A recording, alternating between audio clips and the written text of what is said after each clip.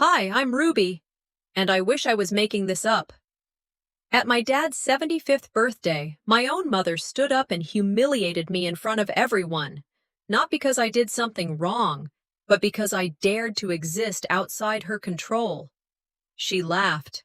My sister joined in, and I just sat there, swallowing the same silence I was raised in. But my husband, he stood up. And what he revealed next didn't just stop the laughter, it shut the whole room down.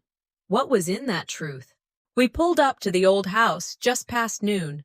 The gravel crackled under the tires like it used to when I was a kid, when every sound meant someone was coming or someone was leaving. It was a bright Saturday in Vermont, but the light didn't soften the knot in my stomach. The house hadn't changed much. White siding, green shutters, front steps that Dad always promised to fix but never did. The porch creaked when I stepped on it, and somehow it felt louder than I remembered. Or maybe I just heard things differently now.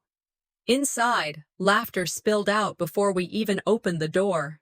I could hear my sister's sharp voice, my mother's forced giggle, the clinking of glassware. They were already deep into pretending everything was perfect. "Ready?" my husband asked quietly, placing his hand on the small of my back. I nodded, not because I was ready, but because it was too late to turn around. Walking in, the smell hit me first. Old candles, pot roast, lemon-scented furniture polish. It was a scent that belonged to every holiday, every Sunday dinner, every memory that came with a sting. On the far wall, the family photo wall still stood. Dozens of frames, updated for every new wedding, graduation, grandchild. One caught my eye, my third-grade school portrait, crooked, half-hidden behind a potted plant. Dusty, forgotten. "Birthdays in this house were always complicated," I murmured. But this one felt different. "Keep your chin up," my husband whispered. "I've got you." The living room was a blur of color and noise. My older sister, Lisa, all pearls and Botox, was already holding court. My brother, Darren, hadn't even looked up from his phone. And then there was Mom, standing with a wine glass like a queen hosting her own coronation. "Ruby, you made it," she said with a tone that always made me feel 12. "How's the city? You're still freelancing?" I gave her a tight smile. "I run my own consulting firm now." "Oh, that's right." "So creative," she said, already looking past me. Dad sat in his usual chair, thinner than I remembered, tired. He smiled when he saw me, but it didn't quite reach his eyes. I leaned in to kiss his cheek. "Happy birthday, Dad." He patted my hand, but didn't say much. He rarely did. And so it began, this dance we did every time. The stiff hugs, the half-hearted compliments, the unspoken rules of who sat where, who poured the wine, who got to dominate the conversation. I moved through the motions, even as the air grew thicker. "You're looking healthy," Mom commented, eyes scanning my figure. "A little more filled out than last year, huh?" Lisa smirked over her wine. My husband caught my eye, his jaw tightening. I laughed. "Guess that's what happiness does to a woman." No one laughed with me. Mom turned away, already calling for someone to check the roast. Then came the gifts. They were stacked on the dining table, neatly arranged, cards tucked in ribbons. I had spent weeks working on mine. A leather-bound scrapbook of Dad's old fishing trips, complete with photos, ticket stubs, even one of his high school baseball clippings. When he opened it, Mom didn't even glance. She picked up the book, turned it around, and said, "Oh, Lisa, this is lovely, so thoughtful." I blinked. "Actually, Oh, hush." Mom waved her hand, not unkindly. "We all know you were never the sentimental one." The room chuckled. I didn't. My hands were still on my lap, clenched. My husband squeezed my knee under the table, grounding me. "They don't even realize what they're doing," he whispered.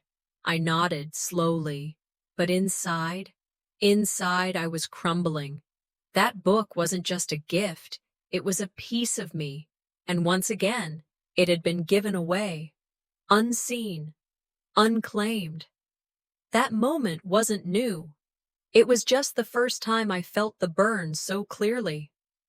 As the laughter carried on, I drifted back to my 16th birthday, when no one showed up to the surprise party I planned for myself, or Dad's 60th, when Mom gave a toast praising Lisa's business, Darren's family, and skipped right past me, but I told myself again, it's just a party. Let's step outside, my husband urged. I shook my head. She'd love that, watching me run. He looked at me for a long moment, then nodded. He understood. Even if he hated it, I stayed. Not because I was brave, but because I was tired of leaving. And then, Mom raised her glass. Everyone, a toast to the man of the hour. I didn't know it yet, but that was the moment everything started to shift. Mom stood up with her glass in hand, the room quieting almost immediately like it always did when she decided it should. Her smile was practiced, poised. I could practically hear the switch flip inside her. Showtime. To my darling husband, she began. 75 years of stubbornness, silence, and somehow surviving me. Light laughter echoed around the table. I braced myself. She went on, her voice syrupy sweet, talking about the first time they met in college, how broke they were starting out, how he once walked 3 miles in the snow just to bring her coffee, and how, she said with a little wink, he never let anything stop him, except maybe learning how to use a dishwasher. The room chuckled again. Then her tone shifted, barely noticeable if you didn't know her, but I did. And of course, she said, holding her glass up a little higher, we're so proud of our children. Each one with their own, unique path. She turned slightly toward me, not all the way, just enough. Some of us bloomed early, she said, nodding toward Lisa, who gave a gracious, over-the-top head tilt. And some, well, some took a little longer to figure out what gratitude looks like. A few soft laughs. No one met my eyes. I sat there, trying to decide if I'd imagined it. But I hadn't. She was too precise for accidents. She moved on, telling another story about Dad's patience, how he tolerated even the most difficult teenage years. She didn't name me. She didn't have to. I shifted in my seat. My husband's hand found mine under the table. Then came the real blow. I'll never forget, she said, placing a hand on her chest. When your father was in the hospital after his heart scare, Lisa dropped everything to be there. Darren took time off work. But one of us didn't even show up. Laughter stopped. Chairs creaked. Eyes darted. I froze. I didn't show up because I didn't know. No one had told me. I found out 3 weeks later through a cousin's Facebook post. I called, furious, and Mom told me, you were busy with your little freelance thing, weren't you? But now she stood there rewriting history in front of everyone like it was gospel. My husband sat up straight. His grip on my hand tightened. He whispered, you want me to say something? I shook my head, just once. Dolores, my older sister, let out a high-pitched laugh. Well, Ruby always had timing. The laughter returned, tight, uncomfortable. I smiled. I don't know how I managed it, but I did. My hands were damp, fingers curled into my napkin. The air in the room felt thin. My heart pounded in my ears. She knew exactly what she was doing. That wasn't a memory, it was a message. Dad kept his eyes on his lap. Not a word. That silence. That was worse than Mom's little performance. I sat through the rest of it like a statue, letting her finish her toast and take her seat to applause. She toasted him, but what she really did was remind everyone who she still controlled. As the conversation picked back up around the table, I slowly pushed my chair back. I'll be right back, I whispered. I walked to the bathroom down the hall, my heels echoing off the wooden floor. Once inside, I shut the door and locked it, turned on the faucet just to hear something that didn't sound like laughter or lies. I stared into the mirror, not at my face, not really, at everything I'd let slide. I whispered, "Their truth is not my truth." Again, louder this time.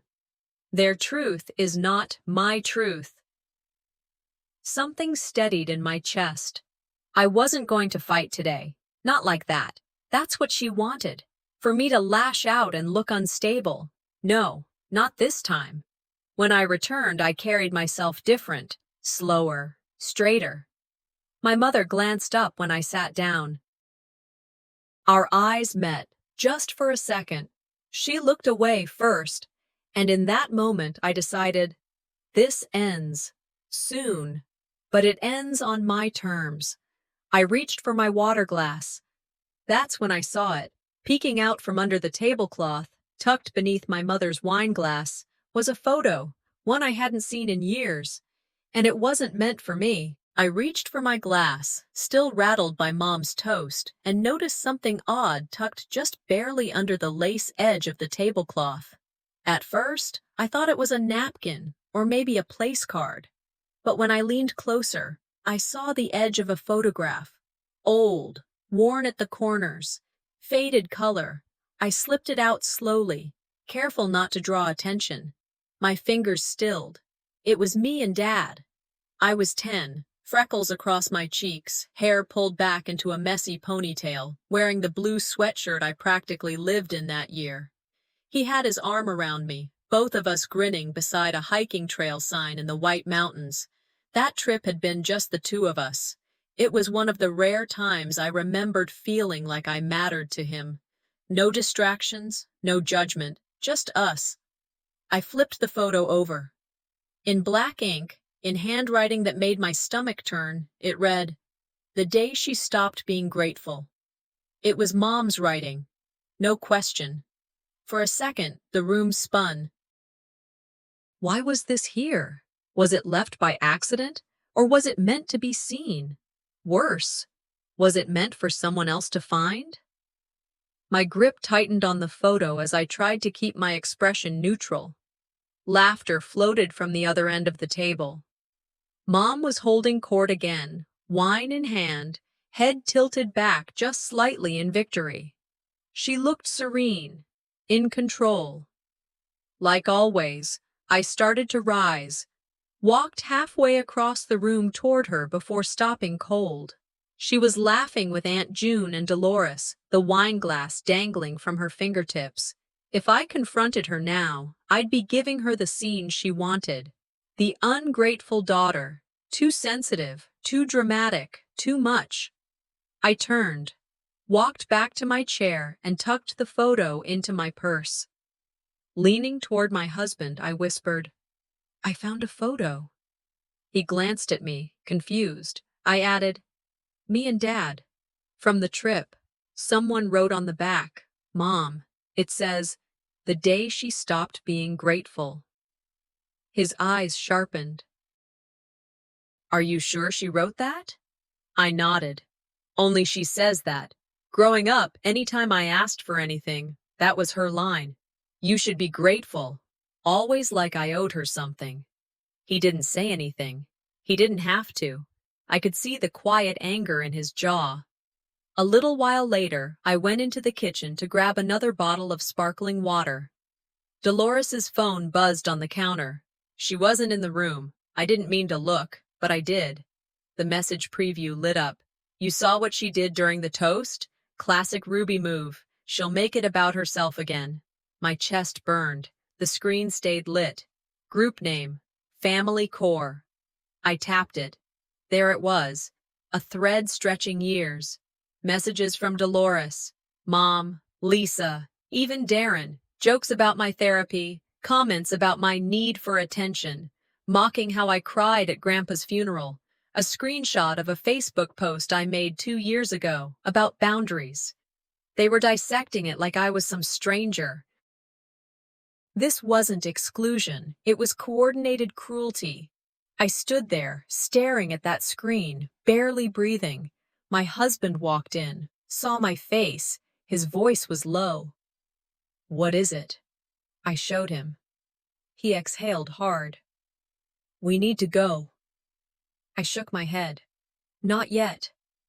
My hands were trembling, but my mind was sharpening, like a blade being pulled slowly across a stone. I deleted the last few messages, not to protect them. I wanted them to believe I didn't see it, that they still held the upper hand. They didn't. I went outside alone, stepping down the back porch into the yard. The sun was fading behind the trees, painting the horizon in rust and lavender. The woods behind the house had always felt endless when I was a kid. Now, they looked like an exit I wasn't ready to take. I stood still.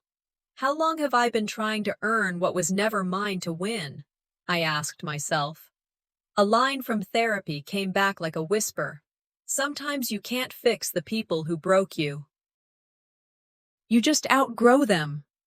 I took out the photograph again, held it in my hand.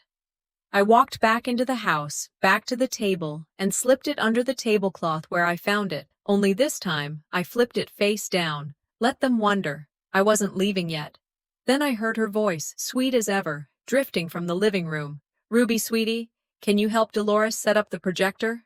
After the photo, after that message under the tablecloth, I moved into the parlor with the others. I was still holding it inside, tight, but no one could see it. Not with all the candles flickering soft shadows across the walls, the jazz humming from the old speakers, the clinking of dessert plates and coffee cups.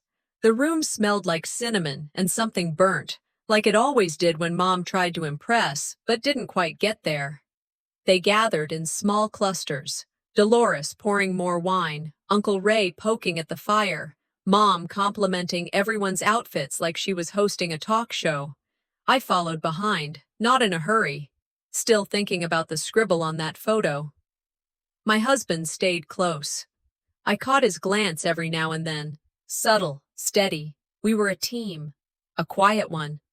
Mom laughed and tapped her glass again, this time in passing. "Dolores, you were so eloquent earlier. That speech, beautiful." No mention of mine. No one mentioned I hadn't even given one. That wasn't accidental.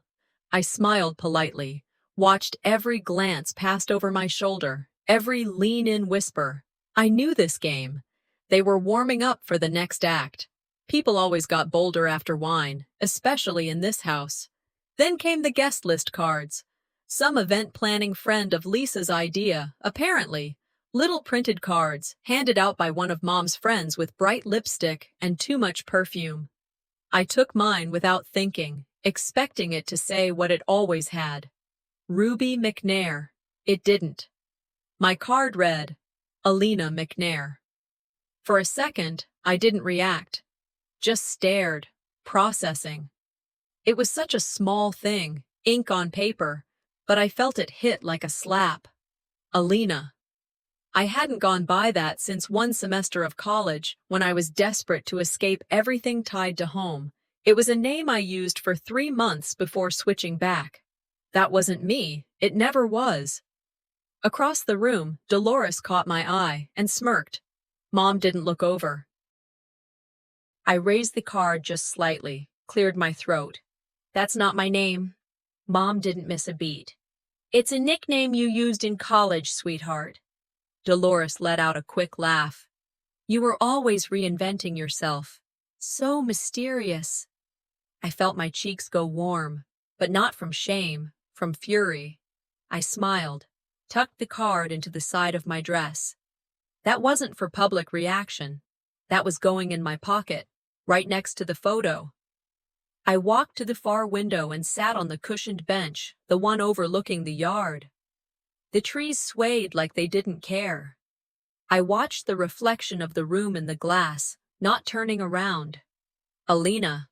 That was the year Mom stopped calling me by my middle name altogether. That was the year I stopped showing up for Thanksgiving.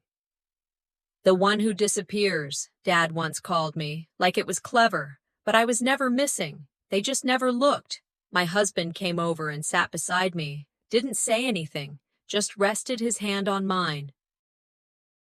The silence between us said more than any defense I could offer out loud. And then something settled in me. Resolve. I stood, walked back toward the group. Dolores was in the middle of explaining a conference call for work, and I slid into the lull between stories. You know, I started. At work, I once had a colleague who kept taking credit for a project I built from scratch. For months, she'd smile in meetings while my work came out of her mouth.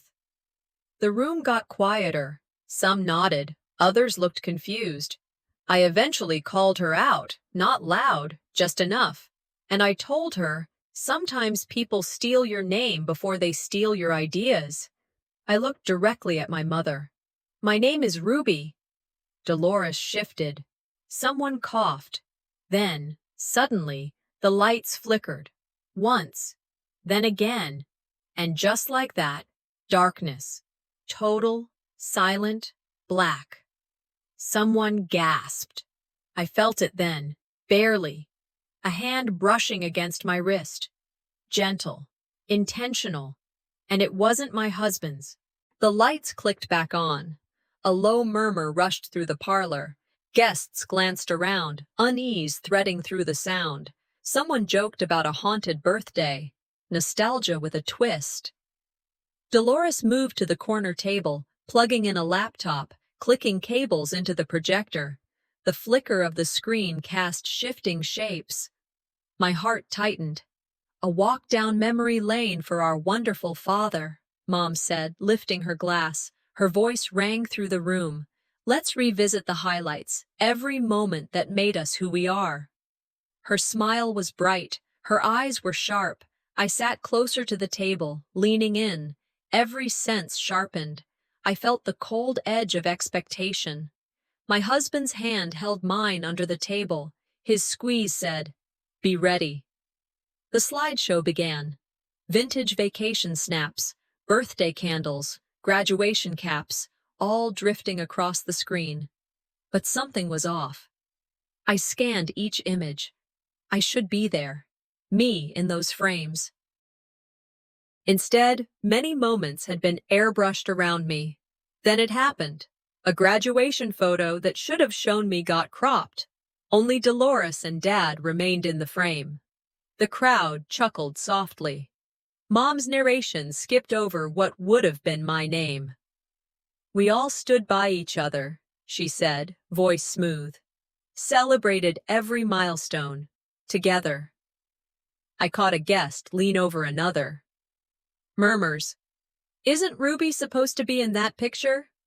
She went to NYU, right? Dolores, not missing a beat, said, Sometimes people choose to stay out of the picture. The joke hung in the air like it belonged. My pulse hammered.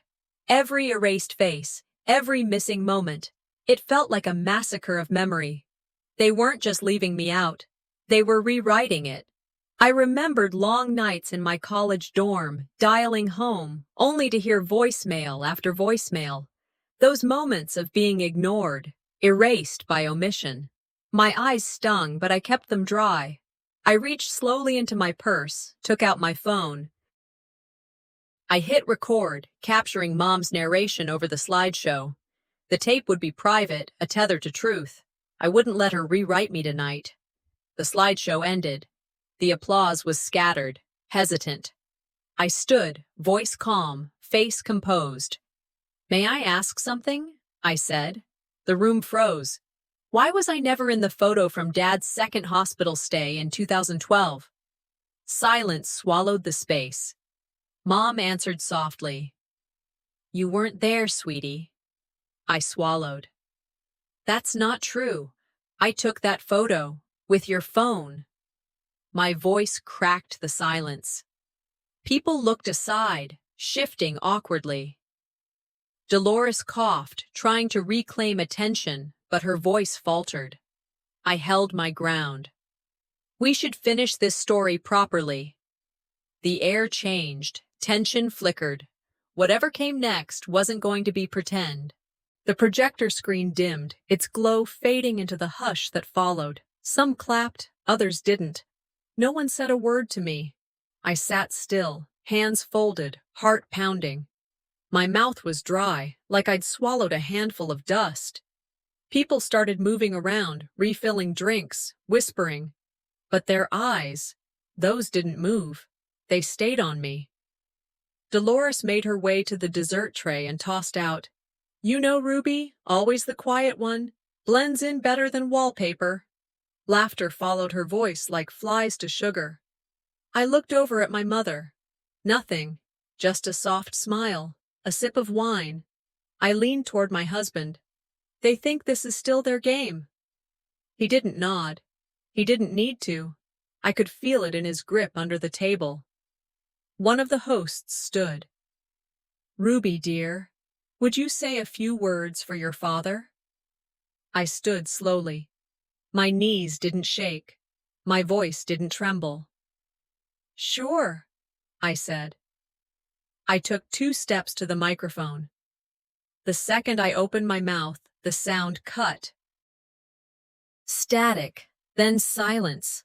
Someone mumbled about technical issues. The host fiddled with cables. Dolores chuckled.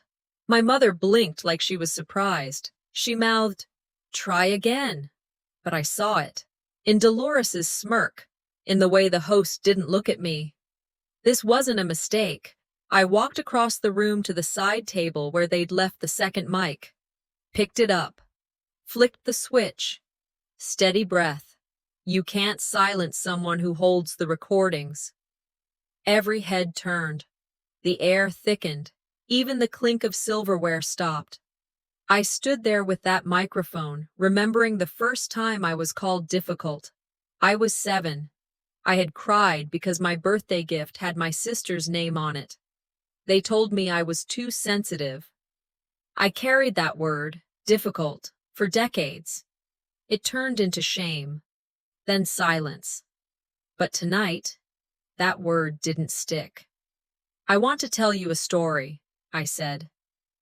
"It's about a night, December 14th, 2017. My father slipped in the backyard. He hit his shoulder bad. Mom was out, Dolores was on a cruise. I stayed up all night with him, changed ice packs, wrapped his bandage, fed him soup with my own hands. The next morning, you all said he got better because he's strong. No one mentioned who stayed. They didn't look at me, but they were listening. I recorded something later that week. I didn't mean to keep it, but maybe I was waiting for a night like this." I pulled out my phone, found the audio clip, hit play. It was short, just my mother's voice. "You always want more, Ruby. You're never grateful." Then, a beat, and her whisper, "Maybe I was too harsh. You did more for him than anyone else." The room fell into a stillness I hadn't felt in years. Dolores looked at our mother. My mother didn't blink. "I didn't come here tonight for applause," I said. "I didn't come to fix anything or ask for space at your table." I looked at each of them, my siblings, their spouses, the family friends who always told me I was the odd one. I came to reclaim my name. As I lowered the phone, Dolores stepped toward me, fast, arm out, eyes burning, but I pressed stop before she could touch it. The room was heavy in silence after I reclaimed the mic. Dinner plates sat half-eaten, glasses glinted under dim lamps. Someone cleared their throat. Dolores tried to reset the mood, offering Dad another compliment. His back was to her. I sat still, watching, feeling the charge shift. Eyes flicked from me to Mom. The energy cracked. My husband nudged me. Their control was slipping. I leaned forward. The tension was mine now. When Dolores turned her back, I slipped a USB from my purse into the projector's port. The screen flickered. A window opened with the title, Hidden Files. Family Archive. Gasps. Eyes widened. Aunt June dropped her fork. The folder name glowed on screen. I opened it. Inside, ledgers showing property transfers, audio clips labeled with years, a wiretap file and hidden recordings. One began to play. Mom's voice, calm but cold, saying, "I erased her name from the will." The room froze. Dolores lunged for the projection controls. I hit next. The screen flickered again. Another clip, Mom apologizing, admitting she rewrote deeds. Dad looked up, stunned. My throat felt dry. The murmur rose from confusion to outrage. Someone whispered, "Is this real?" Dolores stammered. My mother's hand went to her mouth. I stood. I let the files play. Faces turned. Dolores cried betrayal. Mom's eyes watered, but her voice stayed distant. "I've carried these pieces too long," I said. "Now they come into the light." My vision blurred. Tears threatened, but I held them back. Not now. I needed truth, not pity. I looked at Mom. She shifted, unable to meet my gaze. "Did you know?" I asked, voice steady. "What she changed? My name?" I gestured to the screen. Dad looked between Mom and me, confusion and hurt in his eyes. He cleared his throat. I remember giving you that ring." He opened his hand, the echo anchor, the necklace we used to wear in pictures. I recognized it. "You see how deep this goes?" I said. "I deserve more than memories. I deserve truth." Dolores twisted toward me, about to throw something, maybe a frame, a wine glass.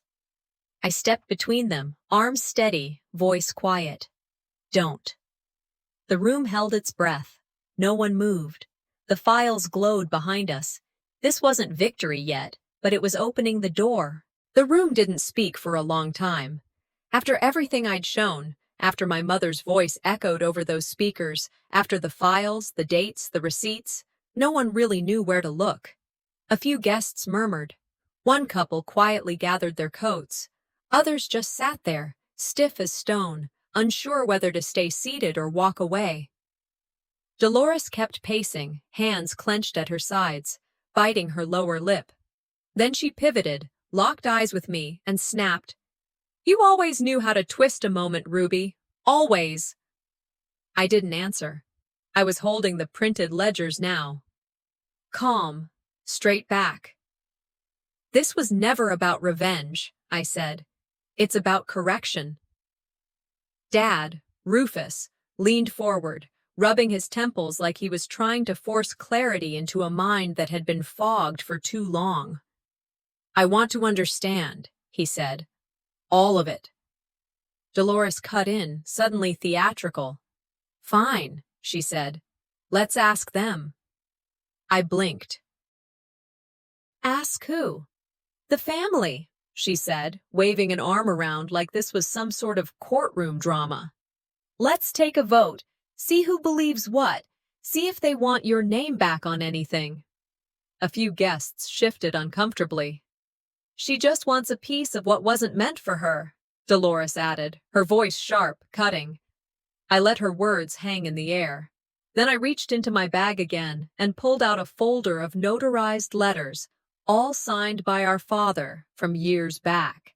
Some handwritten, some typed. One stated in clear black ink, "Ruby will oversee my medical decisions if I cannot." Another said, "She's the one I trust if things go bad." I placed them gently on the table in front of him. Dad stared down at them. His eyes were moist. His hands didn't tremble, but they were still. "Step outside," he said, not to me, but to both of us. "I need them to speak." We walked out, into the hallway. Not far, but far enough that the next few minutes weren't ours to control. I leaned against the wall. I didn't cry. I didn't pray. I didn't beg the ceiling for justice. I just waited, let the silence stretch. Inside, they murmured. I could hear bits and pieces, someone mentioning my name, someone else saying, "It's not our place." One of my cousins said, She's been the only one here for him. Another one quieter. Yeah, but family's complicated. I thought about the nights I stayed by Dad's side when he had the flu and Mom was gone to a church retreat. I remembered paying the overdue mortgage once, quietly, when Dolores convinced Mom to list the house behind his back. If they voted against me, they weren't just voting against me. They were voting against facts, against presence, against love. Then I heard Aunt Bernice. Her voice was hoarse, gravelly from cigarettes, but steady. We've all seen who showed up. Let's not pretend we didn't. I closed my eyes. They were voting now. I could feel it in the silence between the voices. Hands raised. Some abstained. A few, I knew, would never side with me. Too proud, too loyal to the version of the family they thought they understood. But more nodded my way. Dolores could feel the shift, too. She burst out of the room like a thunderstorm, her voice rising. You're all fools. She's been playing this for years. Dramatic, always hungry for attention. I didn't flinch. I didn't yell back. Funny, I said, my voice like stone. I just wanted peace. She stormed out through the side door, heels snapping against the wood. The screen door didn't shut gently. Mom, Velma, sat down slowly on the armrest of the couch. Her hands folded in her lap like she was shrinking into herself. Maybe it was guilt. Maybe it was fatigue. Maybe it was just the weight of too many years pretending she didn't know the damage she allowed. Maybe, she said, barely audible. It's time you had your part. I looked at her. Didn't say a word. That's when Dad stood up, walked to the cabinet in the far corner. He fumbled with the lock for a second, then opened it, pulled out something wrapped in soft velvet and leather. His eyes found mine. Ruby, he said, I want you to have what's in here. I woke early, not out of restlessness, but something else. Something I couldn't name just yet. The small leather box still sat on the nightstand, just where I'd placed it after last night. I reached for it slowly, like it might change form if I moved too fast. My fingers grazed the edge, then lifted the lid. Inside was a letter, folded carefully, the way Dad used to fold his shirts. Clean, exact. I opened it and read every word like they might vanish if I blinked. He wrote that he was sorry. Not for being cruel, but for being quiet. For not standing between me and the voices that chipped at my worth. He said he knew what silence did to a child, because it did the same to him. Tucked into the bottom of the envelope was a photo. Me, maybe 7 years old, in overalls, holding his hand at the state fair. We were laughing. My front tooth missing, his hat crooked. That moment had lived only in my memory. Until now. And somehow, knowing he saved that photo meant more than I expected. I slipped on my robe, picked up the box, and stepped outside. The yard was quiet, with leaves scattered across the deck like soft reminders that time never stops.